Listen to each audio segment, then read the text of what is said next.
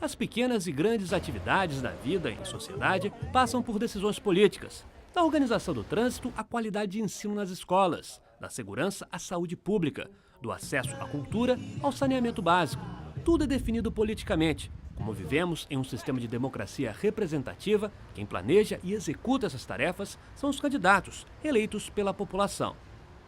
Para a gente ter um Brasil melhor, a gente teria que saber votar. Voto é bem importante, mas a sociedade tem que saber como usar, né? Sair para votar e não votar é um absurdo. Tem que votar, de preferência, no melhor, né? Na urna, o cidadão escolhe seus representantes. Durante os 4 anos seguintes, os eleitos pela maioria devem trabalhar para atender às demandas dos eleitores. Eles vão se posicionar em relação a temas que terão consequência na vida de todos os brasileiros, mas nem sempre as minorias são representadas. O problema fundamental é esse: o nosso sistema representativo não garante a democracia. Ele não é democrático. Ele tem uma estrutura que não permite garantir a presença efetiva da maioria da população. Então, enquanto a gente tiver uma estrutura que garante apenas para grupos econômicos específicos o controle dos aparatos de poder do Estado, certamente nós estaremos longe de ter uma democracia de fato. Quando a gente fala em representante, tem que representar aquilo que o representado quer e não a sua própria vontade. O grande problema da população em geral é eleger o representante e passar uma procuração em branco. Quer dizer, ele pode fazer qualquer coisa e eu não fiscalizo mais, eu não sei o que meu deputado fez, faz, vai fazer um dia. Não pode esses espaços da democracia representativa ser um espaço masculino, branco, de proprietário que tem grana para bancar suas campanhas, né? Você sabia? As mulheres são a maioria da população, mas no Congresso Nacional, dos 513 deputados federais, apenas 45 são mulheres. E no Senado, elas possuem apenas 12 representantes entre os 81 senadores. A mulher ela tem que ocupar todos os espaços. A política não pode ser só dos homens, tem que ter mulher lá. As mulheres ainda, elas são muito ainda intimidadas para participar, né? Então só alguns estados que estão mais avançados, não é no geral.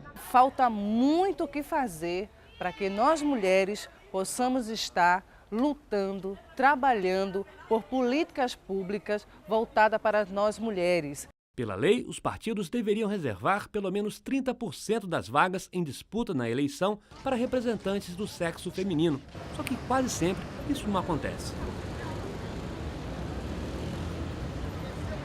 Os índios e negros também enfrentam dificuldades para garantir sua representação.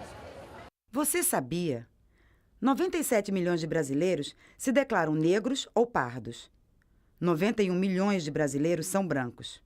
Negros e pardos são a maioria, mas entre os 513 deputados federais, apenas 43 são negros ou pardos. E no Senado, eles possuem apenas 2 representantes. Os negros nunca no Brasil foram bem representados. Todo mundo sabe que a gente ocupa um micro espaço nessa sociedade. A partir do momento que existem os movimentos sociais, o movimento negro, por exemplo, dentro dos partidos, abre uma porta para que a gente possa, fortalecendo o partido, também ser fortalecido para que possamos ver candidatos, né? E assim também ocupar os espaços. A situação dos índios é ainda pior. A população indígena tem 460 mil habitantes, mas no Congresso Nacional eles não possuem representantes. A gente precisa muito de um índio na política para estar ajudando e buscando as nossas causas indígenas também. Na minha cidade eu tenho um vereador que é indígena, mas nós queremos eleger um prefeito e, se possível, um deputado, um senador que seja indígena, porque um indígena ele sabe qual é a verdadeira necessidade do outro. Deveria ter mais índios na política, né, para poder mudar, né, mais um pouco a nossa cara, né? Além de não conseguir representar toda a sociedade, o atual modelo também não possui um mecanismo para caçar o mandato de quem não cumpre o que prometeu na campanha. Então você elege um prefeito para ele executar um programa que ele diz que vai executar no município, ganha a eleição.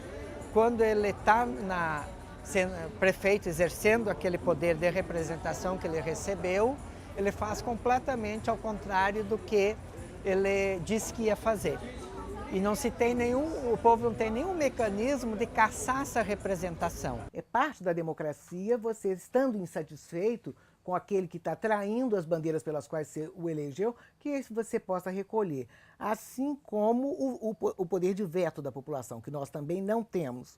O importante é aprimorar o sistema representativo e encontrar caminhos para transformar a diversidade brasileira numa diversidade democrática, em um país igualitário. Hoje é quem elege está a serviço de quem foi eleito. E nós temos que inverter isso.